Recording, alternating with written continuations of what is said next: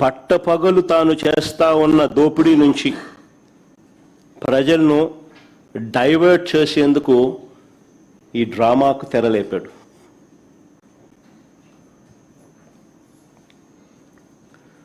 ఆశ్చర్యం ఏమిటో తెలుసా? ఓవైపున అసెంబ్లీ పిలుస్తాడు. ఇంతకుముందు నేను అన్నాను కదా, ఈ మనిషికి చిత్తశుద్ధి లేదు, నిజాయితీ అంతకన్నా లేదు అని చెప్పి. ఆశ్చర్యం ఏమిటి అని అంటే, ఓవైపు అసెంబ్లీని పిలుస్తాడు, ఇంకోవైపు అదే చట్టసభలో భాగమైన కౌన్సిల్ని పిలవడు.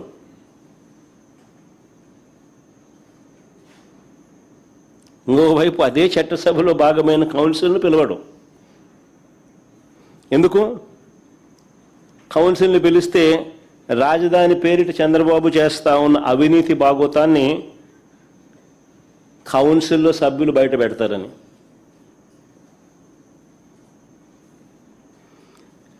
ఈయన బండారాన్ని అంతా కూడా వాళ్ళు కడిగి పాడేస్తారని.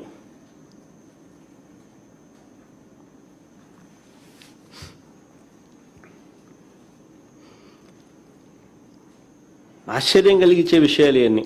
ఈయన అంటాడు, భవిష్యత్తులో కూడా రాజధానిని ఎవరు మార్చకుండా చట్టం తెస్తున్నామని చంద్రబాబు నాయుడు చెప్తా ఉన్నాడు. భవిష్యత్తులో కూడా రాజధానిని ఎవరు మార్చకుండా చట్టం తెస్తున్నామని చంద్రబాబు చెప్తా ఉన్నాడు. ఇలా అసెంబ్లీలో వీళ్ళు చేయగలేంది మళ్ళీ అదే అసెంబ్లీలో మళ్ళీ దాన్ని మార్పులు చేయలేరా? చట్టాల గురించి మాట్లాడే ఈ వ్యక్తి చట్ట సవరణల గురించి మాట్లాడ్డా? తెలియదా ఈయనకేమన్నా? తెలుసు, కానీ డ్రామా. ఇంతకుముందు నేను చెప్పినట్టుగా ఈ డ్రామా అంతా ఎందుకు? తన అవినీతిని కప్పిపుచ్చుకునేందుకు డ్రామా. ఏ చట్టమైనా కూడా చట్టసభ ద్వారా చట్టం చేయగలుగుతుంది, చట్టంలో సవరణలు కూడా చేయగలుగుతుంది. ఇది అందరికీ తెలిసిన విషయాలే. 3 ఏళ్ల పిల్లోడు 6 ఏళ్ల పిల్లోడిని అడిగినా చెప్తారు. కానీ చంద్రబాబు నాయుడు ఏదో కొత్తగా ప్రజలకు తెలియనట్టుగా, దాన్ని పక్కదోవ పట్టించేట్టుగా, దాన్ని ఏదో విప్లవాత్మకంగా తీసుకొని వస్తానట్టుగా ఓ బిల్డప్, దానికి ఒక కథ. ఎందుకు అంత చేస్తూ ఉన్నాడంటే తన అవినీతి నుంచి టాపిక్ డైవర్ట్ చేసేందుకు. నేను సూటిగా చంద్రబాబుని అడుగుతా ఉన్నాను, 2014 నుంచి ఇప్పటి వరకు 12 ఏళ్ల కాలంగా, 2014 నుంచి ఇప్పటి వరకు అంటే ఆయన 5 ఏళ్ళు, మళ్ళీ మధ్యలో మా 5 ఏళ్ళు, మళ్ళీ ఇప్పుడు 2 ఏళ్ళు, దాదాపుగా 12 ఏళ్ళు కాలంలో మనస్ఫూర్తిగా చంద్రబాబు నాయుడు అడుగుతానా, నువ్వు ఈ ప్రాంతంలో ఉన్నావా అని అడుగుతా ఉన్నా. మనస్ఫూర్తిగా ఇక్కడ కాపురం పెట్టావా అని అడుగుతా ఉన్నా. ఇప్పటికీ కూడా మీ కుటుంబాలన్నీ ఎక్కడున్నాయని అడుగుతా ఉన్నా.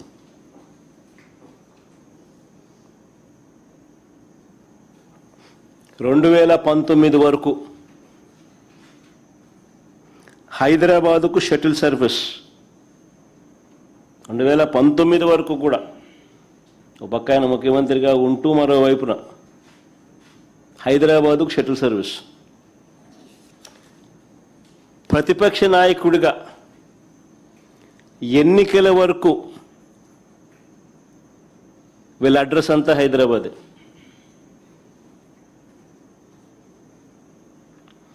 ఇప్పుడు కూడా వారానికి 2 రోజులు, వారానికి 5 రోజులే ఇక్కడ. అది ఈయన పవన్ కళ్యాణ్, ఈయన కొడుకు అయితే అది కూడా వారానికి 4 రోజులు ఉంటే గొప్ప సంగతి. పవన్ కళ్యాణ్ అయితే అసలు ఆయన ఎప్పుడు ఉంటాడో కూడా తెలియదు.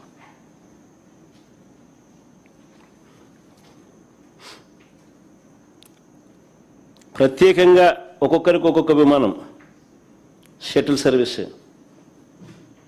ఇవన్నీ వాస్తవాలు నేను చెప్పేటివి.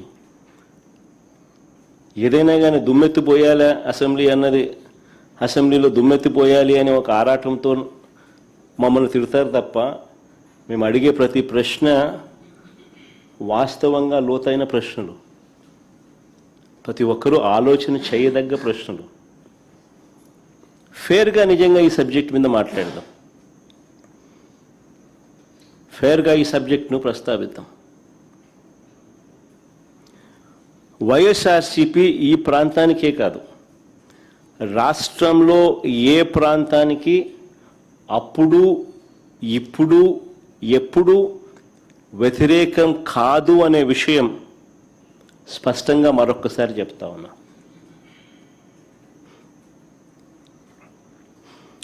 కొన్ని వాస్తవమైన విషయాలు మీ ద్వారా ప్రజల ముందు, ఈ ప్రెస్ కాన్ఫరెన్స్ ద్వారా ప్రజల ముందుకు తీసుకొని పోయే ప్రయత్నం చేస్తూ ఉన్నాం.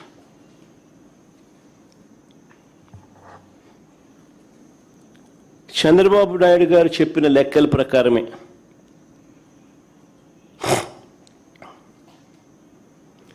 తానంతటి తానే కేంద్రానికి, తానంతటి తానే బ్యాంకులకు వాళ్ళు సబ్మిట్ చేసిన డిపిఆర్ రిపోర్ట్ల ప్రకారమే అమరావతి ప్రాంతంలో 1 ఎకరా డెవలప్ చేయాలంటే, డెవలప్ అంటే బిల్డింగులు కాదు, డెవలప్ అంటే కేవలం అక్కడ రోడ్లు, కరెంటు, డ్రైనేజు, నీటి సదుపాయాల కల్పనకు మాత్రమే. వీళ్ళ లెక్కల ప్రకారమే ఎకరాకు 2 కోట్ల రూపాయలు ఖర్చు అవుతుంది అని ఇచ్చిన వీళ్ళ లెక్కల ప్రకారమే 50,000 ఎకరాలకు అయ్యే ఖర్చు ఇంటూ 2 కోట్లు అంటే 1,00,000 కోట్ల రూపాయలు. మొదటి దశలో తీసుకున్న ఈ 50,000 ఎకరాలకి దిక్కు లేదనుకుంటే, మొదటి దశలో తీసుకున్న ఈ 50,000 ఎకరాలకే దీనికి అయ్యే 1,00,000 కోట్ల రూపాయలకు దిక్కు లేదు అని అనుకుంటే,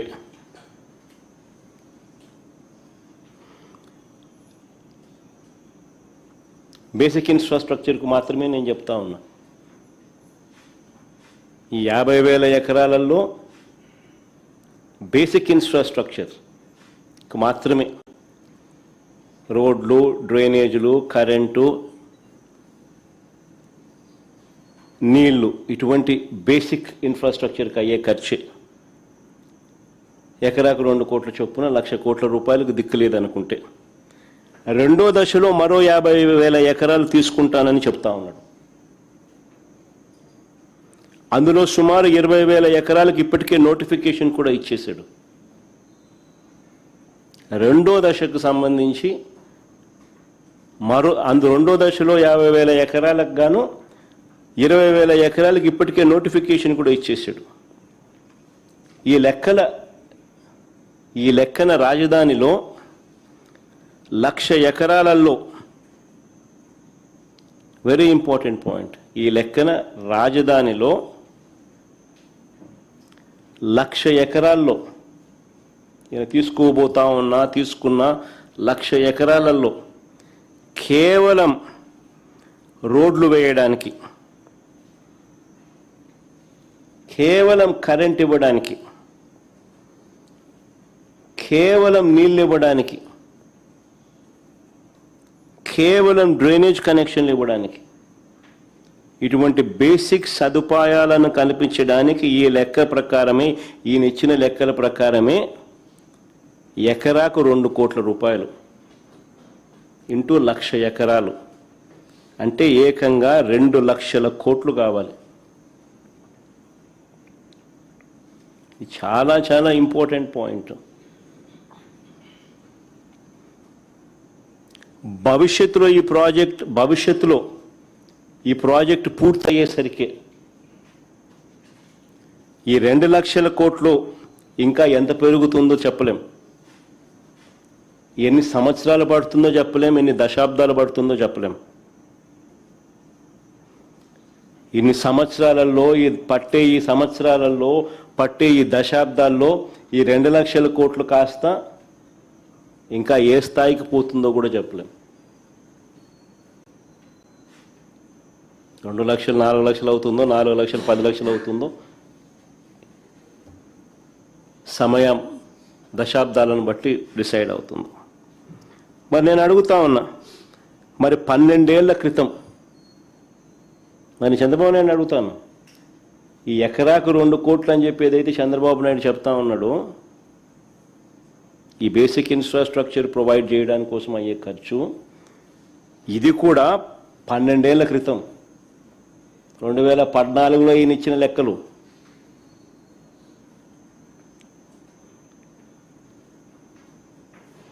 పన్నెండేళ్ల క్రితం లెక్కల ప్రకారమే 2 లక్షల కోట్లు పెట్టాల్సిన ఈ చంద్రబాబు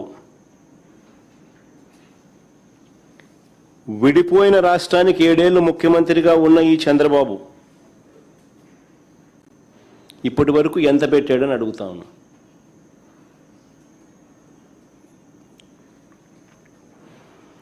రెండు 2014 నుంచి 19 మధ్యలో తొలి 5 ఏళ్లలో ఈయన పెట్టింది కేవలం 5,335 కోట్లు. 2014 నుంచి 2019 మధ్యలో తొలి 5 ఏళ్లలో ఈయన పెట్టిన ఖర్చు 5,335 కోట్లు, 2 లక్షల కోట్లకు గాను. అవి కూడా అప్పుల ద్వారా తెచ్చినవే. ఈ 2 ఏళ్లలో కూడా ఎంత పెట్టారని చూస్తే, ఇప్పుడు మళ్ళీ సెకండ్ టర్మ్ మళ్ళీ ఆయన ముఖ్యమంత్రిగా ఆయన ఈ 2 ఏళ్లలో కూడా ఎంత పెట్టారని చూస్తే, నాకున్న సమాచారం ప్రకారం చంద్రబాబు నాయుడు గారు అమరావతి కోసం ప్రస్తుతానికి చేసిన గ్రాస్ కమిటెడ్ అప్పులు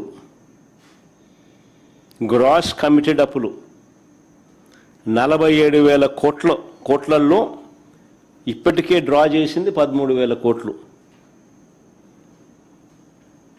ఇందులో కూడా ఇక్కడ భలే ఆశ్చర్యమైన విషయం, ఇందులో కూడా మొబిలైజేషన్ అడ్వాన్సులుగా ఇచ్చింది 5,500 కోట్లు. 10% చేయడము, 8% తీసుకోవడం కమిషన్. అసలు ఇంతవరకు మా హయాంలో ఎప్పుడు మొబిలైజేషన్ అడ్వాన్స్ అనేది లేదు. పని చేస్తే బిల్లులు పెడితే ఇస్తాం. ఈయన వచ్చినాక దాన్ని మార్చి మొబిలైజేషన్ అడ్వాన్స్ తీసుకొచ్చినాడు. ముందే డబ్బు ఇస్తున్నాడు, ఆ డబ్బులో నుంచి ఇమీడియట్గా డబ్బు ఎత్తున్నాడు. 10% ఇస్తున్నాడు, 8% కమిషన్ ఎత్తున్నాడు.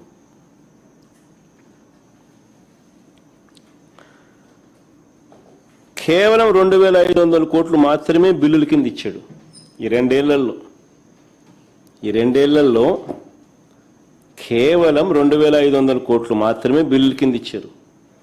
ఇంకా ఆశ్చర్యం ఏమిటో తెలుసా, 960 కోట్లు డైవర్ట్ కూడా చేసినారు. 960 కోట్లు డైవర్ట్ కూడా చేసినారు.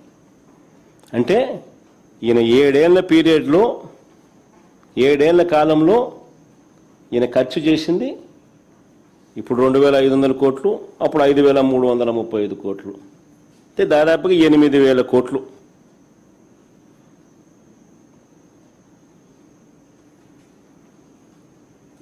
మరి కేవలం,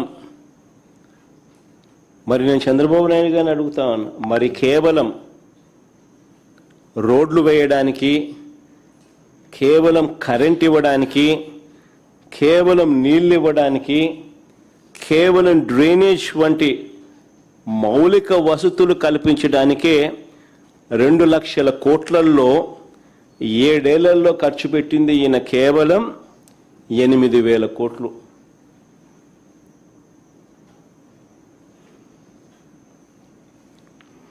మరి 7 ఏళ్లలో 8,000 కోట్లు పెడితే, ఇక 2 లక్షల కోట్లు పెట్టడానికి ఎన్ని సంవత్సరాలు పడుతుంది, ఎన్ని దశాబ్దాలు పడుతుంది?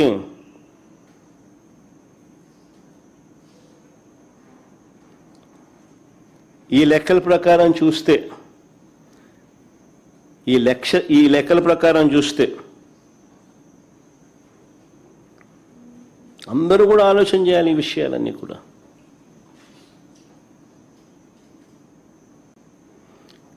ఇది కాక బిల్డింగ్ ఖర్చులు. ఇవి కాక బిల్డింగ్ ఖర్చులు, ఈ 2 లక్షల కోట్లు కాక నన్ను బిల్డింగులకు అయ్యే ఖర్చులు సపరేటు. ఇదంతా కేవలం బేసిక్ ఇన్ఫ్రాస్ట్రక్చర్ కోసమే.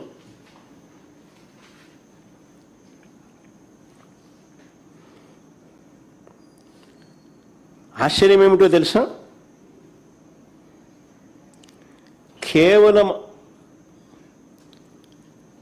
ఆ రాజధాని అమరావతి అనే ఆ ప్రాంతంలో కేవలం రోడ్లు వేయడానికి, కేవలం కరెంట్ వేయడానికి, కేవలం డ్రైనేజ్ చేయడానికి, వ్యవస్థ క్రియేట్ చేయడానికి, కేవలం నీళ్ళు ఇవ్వడానికి ఇంతింత డబ్బులు ఇక్కడ ఖర్చు చేస్తూ పోతే రాష్ట్రంలో ఇక సంక్షేమము, రాష్ట్రంలో ఇక అభివృద్ధి, రాష్ట్రంలో ఇతర ప్రభుత్వ బాధ్యతలు, వీటి పరిస్థితి ఏమిటి?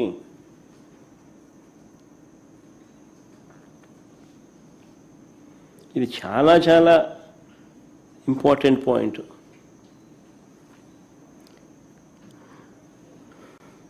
నిజంగా ఇప్పటికే చంద్రబాబు నాయుడు గారు తన స్కాముల కోసం అమరావతి మీద చంద్రబాబు నాయుడు గారు అప్పులు తెచ్చి అమరావతి పేరిట స్కాములు చేస్తూ చంద్రబాబు నాయుడు గారు కుమ్మరించడం వల్ల దాని ప్రభావం ఇప్పటికే రాష్ట్రం మీద కనిపిస్తూ ఉంది. ఇప్పటికే మీరు గమనిస్తే రాష్ట్రంలో నాడు నేడు పనులు ఆగిపోయాయి. స్కూళ్ళు, హాస్పిటళ్ళు పట్టించుకునే నాతులు లేడు.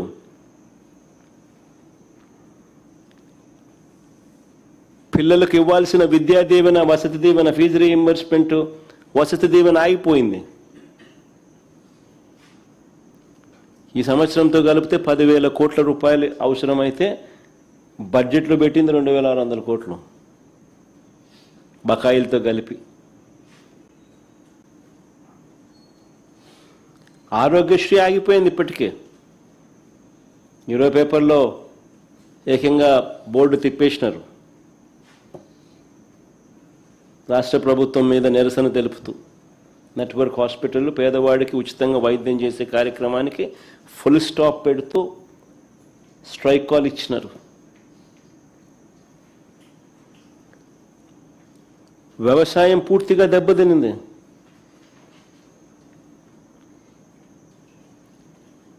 రైతులకు ఏ పంటకు గిట్టుబాటు ధర రాని పరిస్థితి, కనీసం ఇంటర్వ్యూన్ అయ్యే పరిస్థితి లేదు.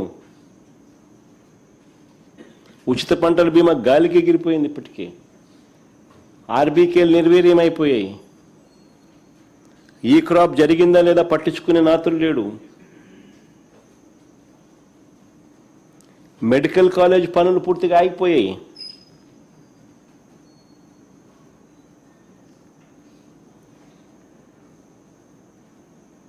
$5,000 కోట్లు ఖర్చు అయ్యేది. సంవత్సరానికి 1000 కోట్లు పెడితే చాలు మెడికల్ కాలేజీలు పూర్తయ్యే పరిస్థితి నుంచి ఆగిపోయాయి.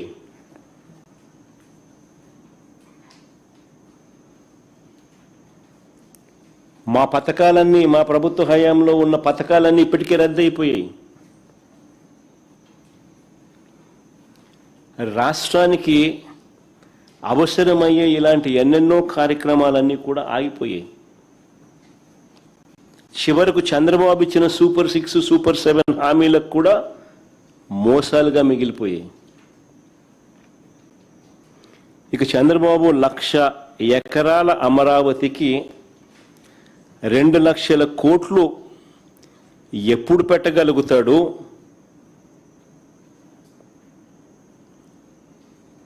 ఎలా పెట్టగలుగుతాడు? ప్రజలకు ప్రభుత్వం తప్పనిసరిగా బాధ్యతాయుతంగా చేయాల్సిన మంచి ఎప్పుడు జరుగుతుంది? ఎలా జరుగుతుంది? ఉద్యోగస్తులకు 36,000 కోట్లు బకాయిలు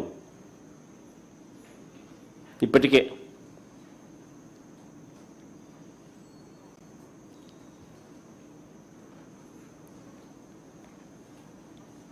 అంటే ఈ చంద్రబాబు గారు తన జీవితం అంతా కూడా ఇక్కడే రోడ్లు, తన జీవితం అంతా ఇక్కడే కరెంటు, తన జీవితం అంతా ఇక్కడే నీళ్లు, తన జీవితం అంతా ఇక్కడే డ్రైనేజు, జీవితం అంతా అప్పులు చేస్తాడా? అంతవరకు రాష్ట్రంలో ఇలా ప్రజలు రాష్ట్రము ఇబ్బందులు పడుతూనే ఉండాలా?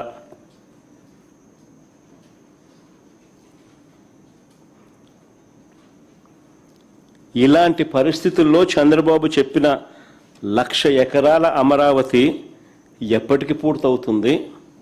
2 లక్షల కోట్లు పెట్టే స్తోమత మనకు ఉందా? ప్రతి ఒక్కరు ఆలోచన చేయాలి ఈ విషయాలన్నీ కూడా. ఎందుకనంటే బుడిదేయడం సులభం,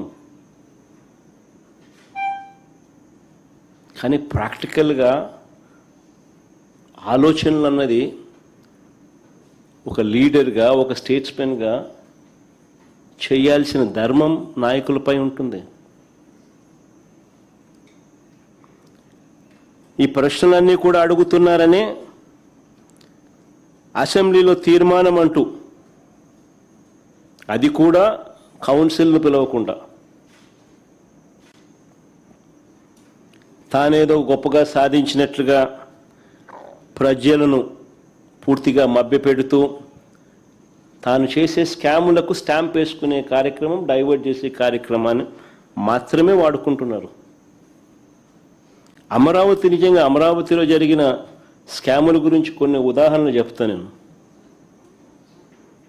అమరావతిలో టెండర్లు ఒక్కసారి గమనిస్తే 2018లో ఏ పనులు ఎవరు చేశారో 2024లో టెండర్లు రద్దు చేసిన తర్వాత కూడా మళ్ళీ అవే కంపెనీలకు పనులు దక్కాయి. ఇది నిజంగా అందరూ గమనించాలి. ఇది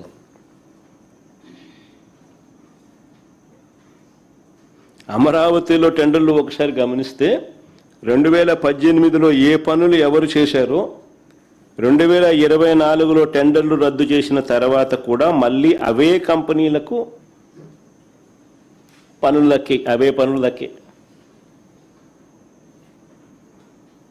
ఇది గూడుపుటాని కాదా అని అడుగుతా ఉన్నా, మాఫియా వ్యవహారం కాదా అని అడుగుతా ఉన్నా. ఒకవైపున అనూహ్యంగా టెండర్లు రద్దు చేసి రేట్లు పెంచేస్తున్నారు, మరోవైపు టెండర్లను రిగ్ చేసి మళ్ళీ వాళ్ళే టెండర్లు పొందుతున్నారు.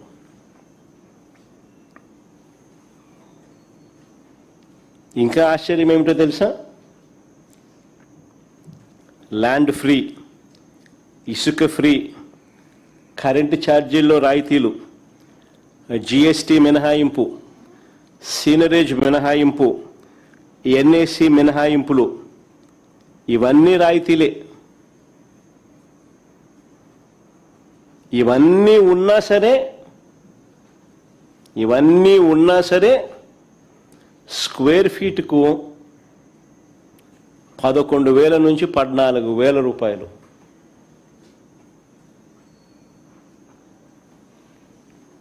చూపిస్తా ఉన్నారు. ఇది భయంకరమైన దోపిడీ కాదా? క్యాపిటల్గా అమరావతి రియాలిటీ సంగతి పక్కన పెడితే, ఒక నిమిషం క్యాపిటల్గా అమరావతి రియాలిటీని కాస్త పక్కన పెడితే, దేశంలో అతిపెద్ద స్కామ్కు, కరప్షన్కు చంద్రబాబు నిజంగా క్యాపిటల్ చేసినాడు. ప్రజల క్యాపిటల్ కదా దేవుడు ఎరుగు, స్కాముల క్యాపిటల్ మాత్రం ఖచ్చితంగా అమరావతిని చేసినాడు చంద్రబాబు. ఒక పెద్ద ఆర్గనైజ్డ్ కరప్షన్ జరుగుతూ ఉంది. ఇప్పుడు మీరే గమనించండి, బెంగళూరుకు వెళ్ళినా, చెన్నైకి వెళ్ళినా, హైదరాబాద్లో ఇటువంటి ఏ మహానగరాల్లో చూసినా కూడా 5 స్టార్ సదుపాయాలతో కట్టిన చోట, రెసిడెన్షియల్ ఫ్లాట్స్, 5 స్టార్ లాబీసు, 5 స్టార్ సదుపాయాలతో కట్టిన చోట కూడా కాస్ట్ పర్ ఎస్ఎఫ్టీ అయ్యే ఖర్చు కట్టడానికి 4,500 రూపాయలు మించదు. కానీ ఇక్కడ మాత్రం, అమరావతిలో మాత్రం 11,000 నుంచి 14,000 రూపాయలు చూపుతా ఉన్నారు.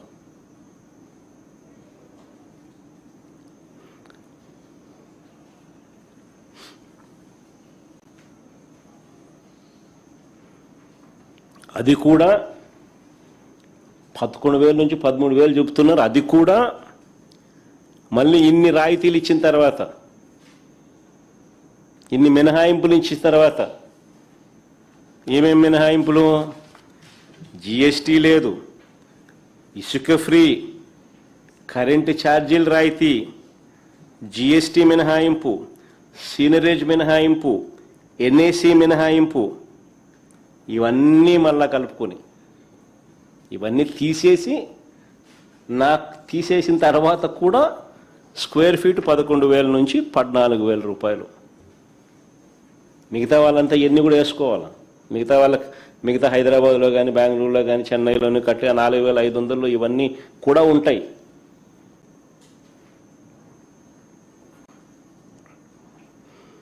ఉదాహరణకు నేను చెప్తా ఉన్నాను. ఉదాహరణకు చంద్రబాబు కట్టాలనుకుంటున్న 5 టవర్లు, వాటి టెండర్ల పరిస్థితి ఒక్కసారి గమనించమని కోరుతా ఉన్నా. వీళ్ళు చేసే దోపిడీ నిజంగా వీరప్పను కూడా సరిపోడు, ఆ లెవెల్ దోపిడీ. సెక్రటేరియట్లో టవర్ 1, టవర్ 2,